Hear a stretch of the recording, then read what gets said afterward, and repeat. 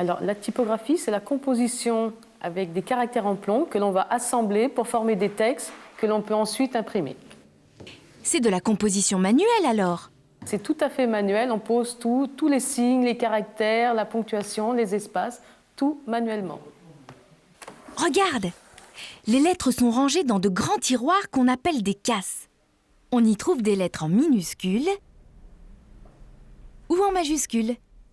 Pour composer, j'ai aussi besoin du composteur, donc c'est cette petite réglette dans laquelle je vais assembler les caractères les uns après les autres pour former des lignes, des phrases.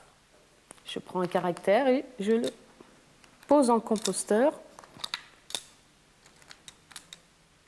Quand la ligne est composée, il faut encore maintenir les lettres bien serrées entre elles.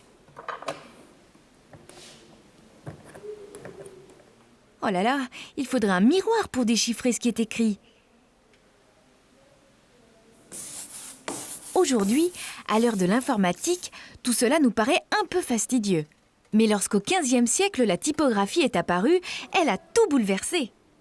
Tout bouleversé en Occident, car une fois encore, il faut le dire, les Chinois avaient pris de l'avance. Ils connaissaient les caractères mobiles depuis le XIe siècle de notre ère. Ah, c'est malin! Mais au fait, à qui attribue-t-on l'invention de la typographie? À un Allemand né à Mayence vers 1400, connu sous le nom de Gutenberg. Gutenberg est orfèvre. Il est donc habitué à manipuler et à fondre les métaux. On dit que c'est à Strasbourg, dans le plus grand secret, qu'il commence ses recherches sur la fabrication de lettres mobiles en métal. En s'inspirant des pressoirs à vin, Gutenberg construit une presse à bras, qu'on appelle aussi presse à deux coups. Ici, les caractères mobiles. On tamponne avec de l'encre. On pose une feuille légèrement humide pour que l'encre adhère mieux. Un tour de manivelle pour faire coulisser l'ensemble.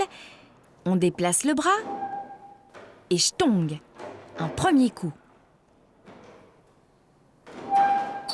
Et pling! Un deuxième coup pour appuyer sur toute la surface à imprimer. Eh ben, il fallait être patient et musclé pour réaliser une seule page.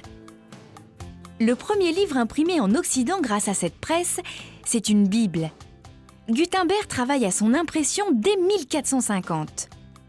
En tout, elle compte environ 3 350 000 caractères. Tu imagines 3 350 000 caractères à poser un par un? Petit à petit, les ouvrages se sont diversifiés. À la fin du XVe siècle, des presses fonctionnaient presque partout en Europe et 20 millions de livres avaient déjà été publiés. Grâce à Gutenberg, les connaissances sont devenues accessibles au plus grand nombre et de plus en plus de gens ont appris à lire. Pendant près de 5 siècles, on a imprimé au moyen de la typographie. Puis, on est passé à la composition mécanique 10 fois plus rapide.